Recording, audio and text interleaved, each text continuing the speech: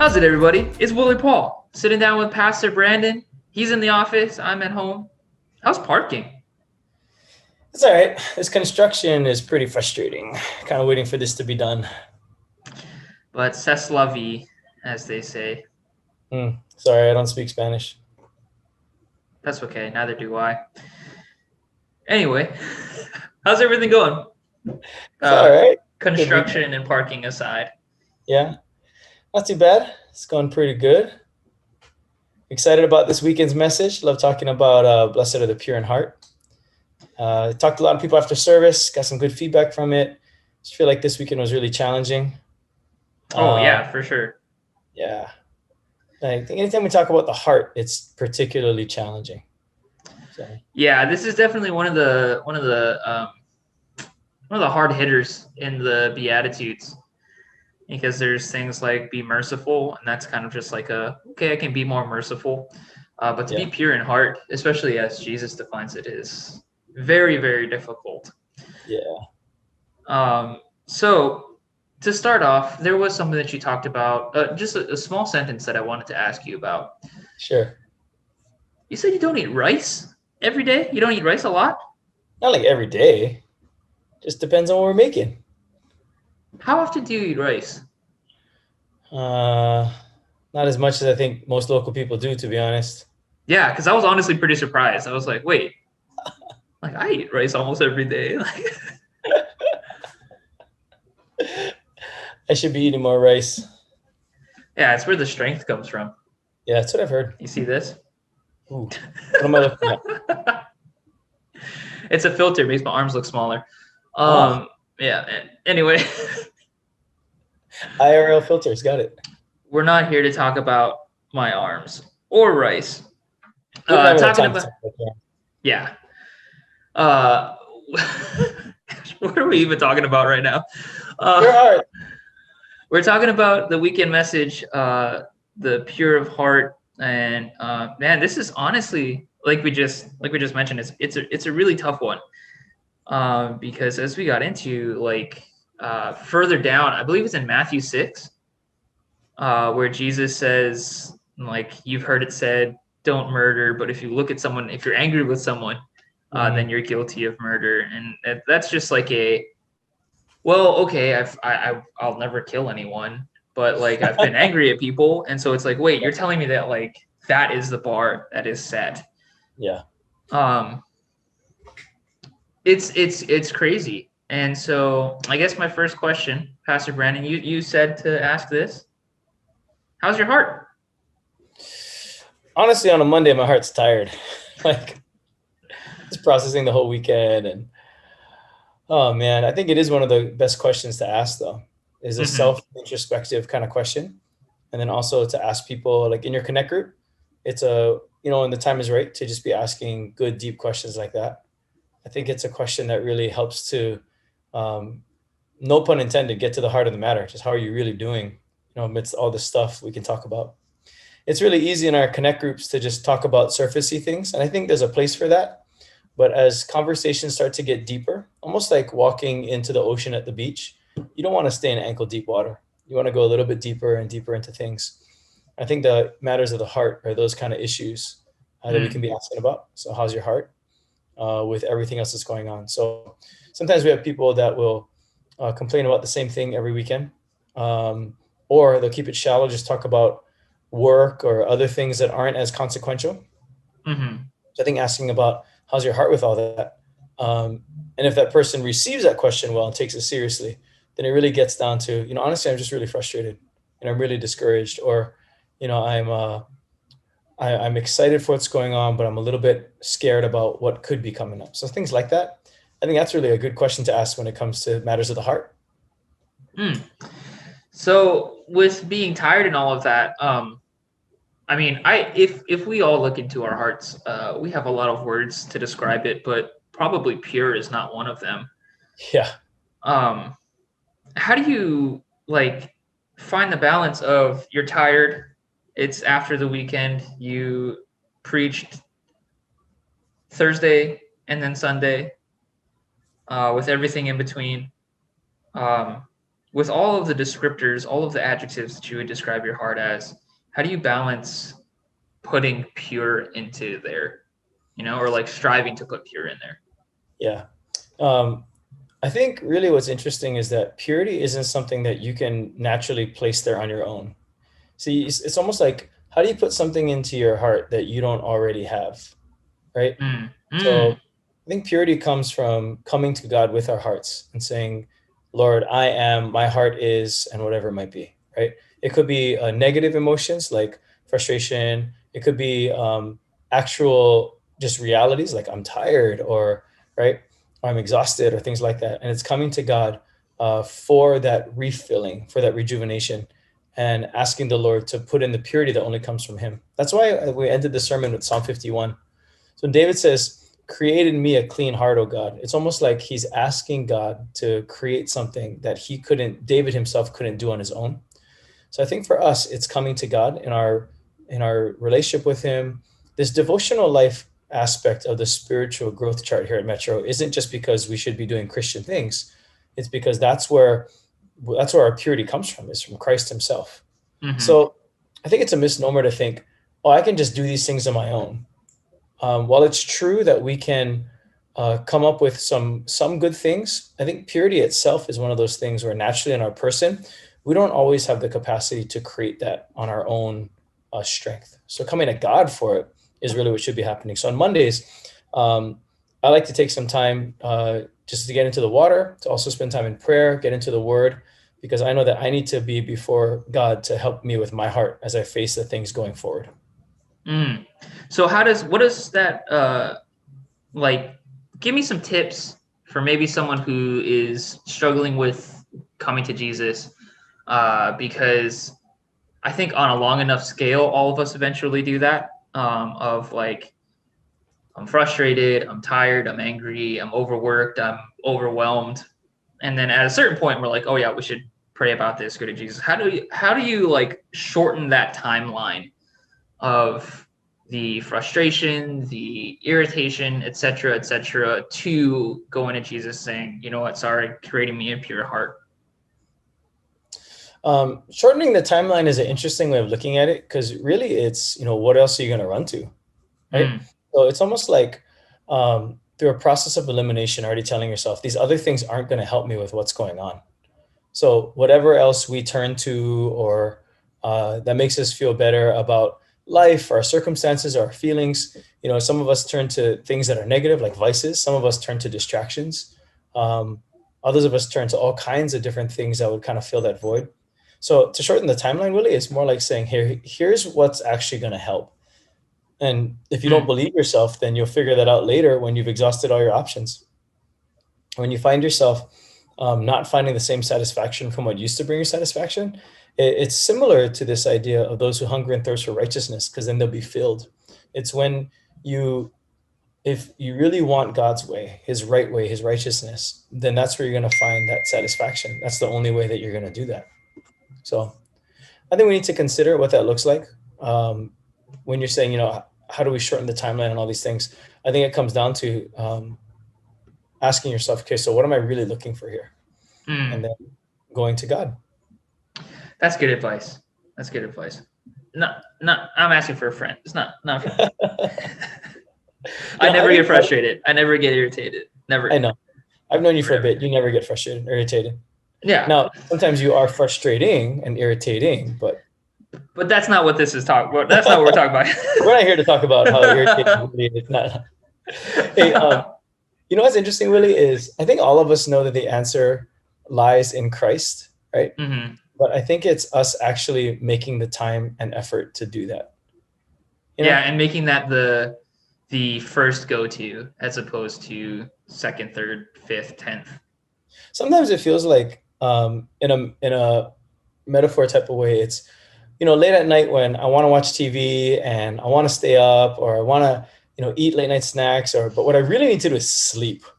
Like my body is really asking me to sleep, but I'm like, no, I'm going to watch this next episode, or we're going to start a movie late, or I feel like I owe it to myself because I worked so hard, and what I really need is sleep. And it almost feels like this idea in Matthew 13 when Jesus says, come to me if you're weary and heavy laden, I'll give you rest.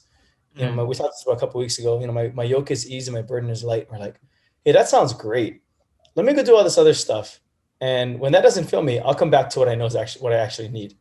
And when I wake up the next morning all tired because I stayed up late for no reason, I'm like, why didn't I go to bed earlier? You know, it's that little Mm-hmm. bit of morning regret when you go, man, that was a bad idea. And I think similarly for us, when we look at our lives and, we're saying, how do we shorten that length of time between going to God for a pure heart?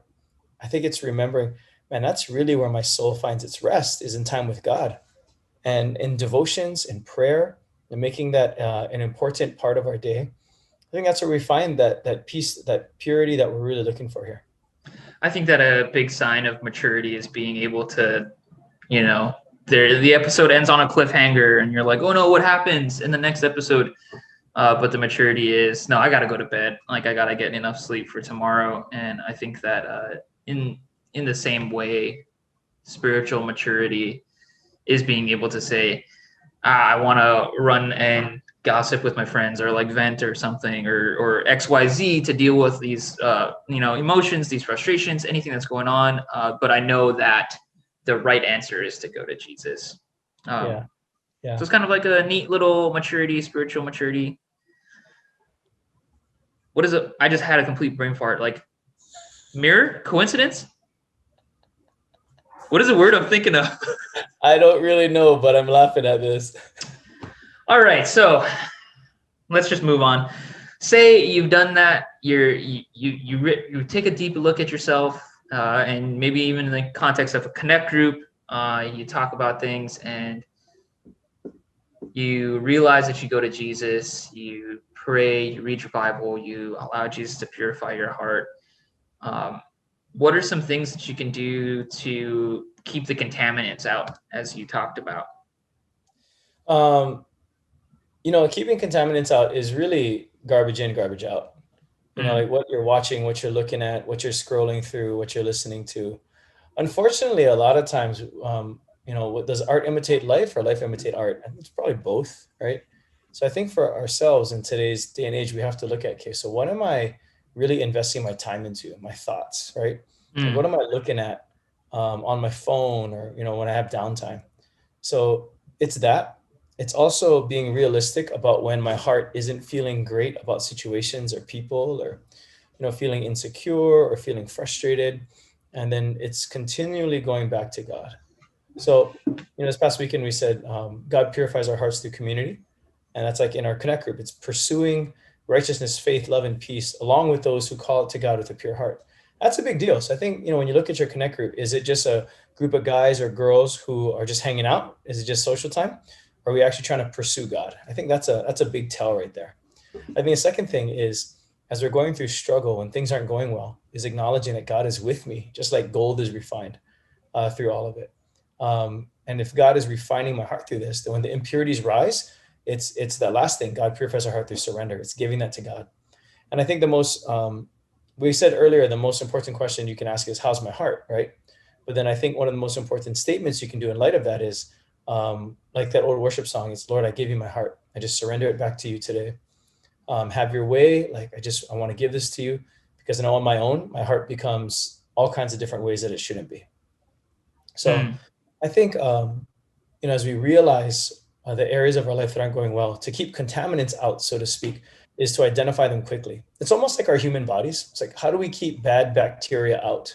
Well, wash your hands and, do stuff like that. But when bad bacteria gets in or viruses, white blood cells come and attack those things, in a perfectly functioning human body. In a similar way, I wonder if there's like spiritual white blood cells, if you will, that when things get into our hearts, that we just sick them on it. Okay, go after that and identify it quickly versus letting it fester or letting it really get into our systems. So mm, contaminants will happen, right? But it's what we do about it in the meantime. So imagine if someone, sticking with the white blood cell metaphor, is feeling ill or feeling sick. It would be silly for them to ignore it and just keep pushing on and doing things and you know doing all the things you shouldn't do when you're sick. So you get even more sick and you ignore it versus sleeping or I don't know, drinking soup or whatever it is that we do to take care of ourselves with a cough, right? In a similar way, when we recognize that our hearts are sick or our hearts aren't doing well, and there's contaminants coming in, it's taking care of it. It's maybe the equivalent in the metaphor with sleeping when your body's feeling ill is resting in Christ, is coming to him with all of our issues, stuff like that.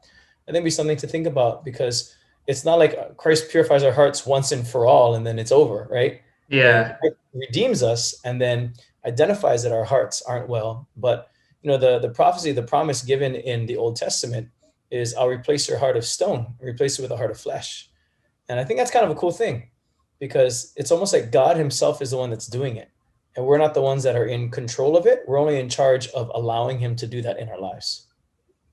Dang, that's really good. Just to that kind of like being able to recognize the symptoms and like act on it quickly, Yeah. as opposed to I'll be fine. Yeah.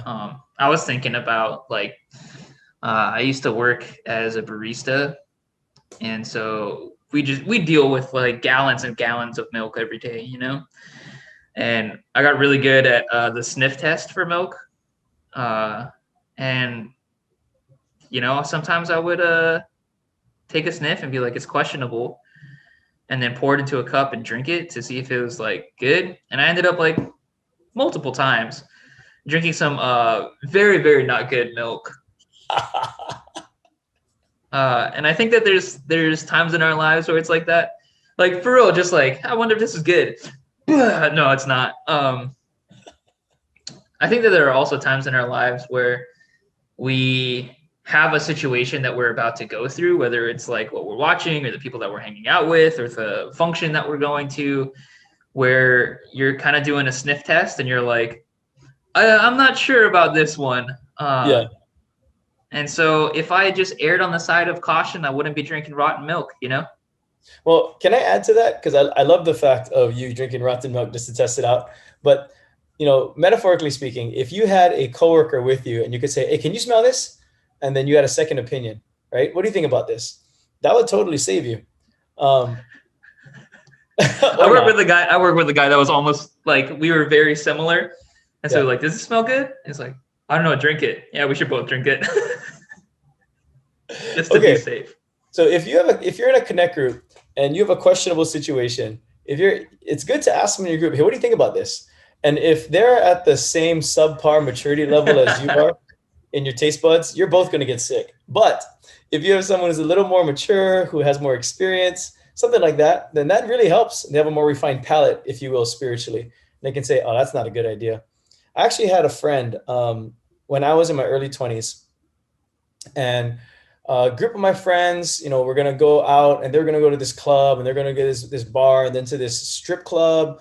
And I was a Christian and I was like, I don't want to go to this thing. That doesn't sound very good. But then I started rationalizing in my head, that's not too bad. And, I'm not going to go and do all these things and I'll just go with them. So I called my friend who was a strong Christian that I respected. I said, hey, I'm thinking about this. And he told me over the phone, are you stupid? That's the worst idea ever. I said, no, I'm going to, and I told him my rationalization. I'm going to hang with my friends. Like, I'm not going to do anything silly. And he goes, dude, you do not want to go to those things. Trust me. Like, it's not going to bring you closer to God. You're going to lust after these women. All these things. I was like, you have a point. And I'm really glad I listened to him, because on my own, I was doing the milk sniff test, it's not that bad. And then I asked my friends who could care less about God, and they're like, yeah, it's not that bad. And when I called my other friend, who was actually a Christ follower, loved Jesus, he gave me much more perspective, and that's what I needed. And I think in our connect groups, that's one of the things that we need to do for one another, is have the relationships where we can say, hey, I'm thinking about this. And then have enough relationship where someone can say, dude, that's a bad idea. I love you. I love the Lord. I want you to love the Lord more. I want to tell you, this is a bad idea. You know what I mean? Yeah. And if you're not in a connect group, we have great connect groups here at Metro. You can head over to our website. There's a connect group finder. Super, super easy. And it is honestly one of the best things that you could do in your walk with Jesus, is having that team of people around you that are going to help to call you out and say, dude, don't drink rotten milk. Like, definitely. It's obviously spoiled. Yeah. Sometimes I think that we would do it just because it was funny, if it was, but. Willie, back when you were young and dumb. All those years ago. You ended the message talking about the three ways that God purifies us, through struggle, through community, and through surrender. Um, and real quick, before we get into it, community is absolutely a connect group, but it's also the people that you have around you. And one of the things that we're doing at Metro is an Ohana Beach Day. Oh yeah. So I'm really excited for this. It's like geared more towards young families, Metro kids age, but it's open to anyone who wants to just hang out with their families at the beach. And part of the hope, our hope for this, is that like the parents can get together and exchange phone numbers and like text each other and just support each other and have that community of like people going through the same thing around them. So find out more on our website. Register if you want a bento. It's going to be real fun. But there's purifies our hearts through struggle, through community, and through surrender. Pastor Brandon, what are you working on this week? Man, I'm working on all kinds of stuff right now. In fact, that's why I'm in the office today. I think the hardest part about having a pure heart is continually going back to God, man. I feel like, I wish my heart would have a shelf life of purity. I just go into the mechanic every 3 months, but I think it's something that is almost a daily thing, where I'm tested on something, especially with, and we say this a lot, but it's with the people that you know and know you and that love you the most usually. But because they love you the most, they sometimes can't stand you the most. It's probably your family or, your kids or your mom or your dad or your coworkers, whatever it is. I think being tested in a purity of our hearts is that important. And, we haven't talked about this in the Hana podcast, but as we wrap this up, let's not forget the reason why a pure heart is so important. It's not because it's a superpower or a nice attribute. It's because Jesus says, blessed are the pure in heart, because you'll see God. You will see more of God in your life as your heart is being purified. And it's not just seeing, as I mentioned a little bit, the evidence is of his goodness. There's a song on the radio that says, I see the evidence of your goodness all over my life. That's true. But even more so, it's having that relationship with the King of Kings, with the one that actually wants to receive us. It's coming into that fullness. And I think because so many times we're looking for that. One of the things that really opened my eyes in this series is that the Beatitudes stack on each other.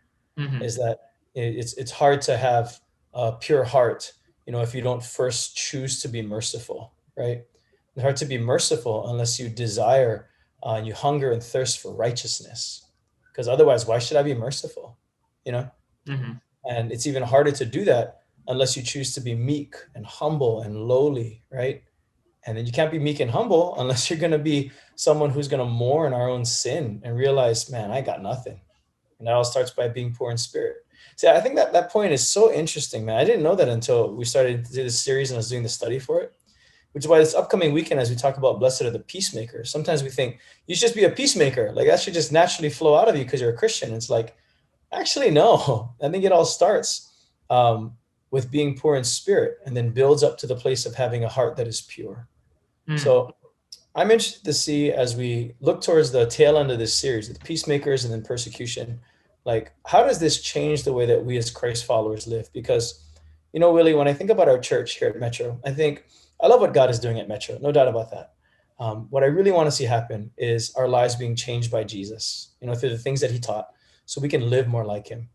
And I know it's been happening for me, and I hope it's been happening for others that are attending our services, watching online, even you listening to this podcast, that because of what we've been not just teaching, but we've been absorbing and receiving into our lives, that we'll be changed by what Christ is saying to us. So I know for me, I've been challenged with this idea of having a pure heart, and I don't want it just to be a tune-up, or something where going to the mechanic once every 3 months, but rather where Jesus says, those are the people that are blessed. Those whose hearts are saying, Lord, I need you. And that's how you're going to see more of God in your life. Yeah, the striking thing to me about this beatitude is that it's not the pure of heart might, or on a good day, or like only at worship nights or church services we'll see God, but it's just pure in heart, see God. It's like A equals B. Yeah. This whole pure of heart part is like, purify my heart, God, from insecurity, from selfish ambition, from anger and resentment. And from a lack of faith, or purify my heart from, being so upset with others for different reasons. And I Mm-hmm. think so many of us wrestle with that and more and other things. So if you're listening to this podcast and you're saying, man, I don't know how, if I know my heart's not pure, I don't know how it's ever going to get there. It won't by yourself. And I think if you're listening to this, at the end of this, just pause your phone or put down your computer and spend some time with God. Put your timer on your phone for like 5-10 minutes, and then put on airplane mode and put it on the side, and ask God to purify your heart. Get into the Word, start reading, spend some time in prayer. Let the Holy Spirit just really minister to your heart. And I think that's how we pursue God together with pure hearts. Nice. I like that. I really like that. Unless if you're driving, obviously, just turn the radio off. Don't close your eyes or start reading the Bible. Focus on the road. But yeah, that's really, really good. Something I used to do is when I would drive is I wouldn't listen to music or podcasts or anything, and I would just use driving time as praying and stuff like that. And it was really good. That's good, man. Yeah. Yeah.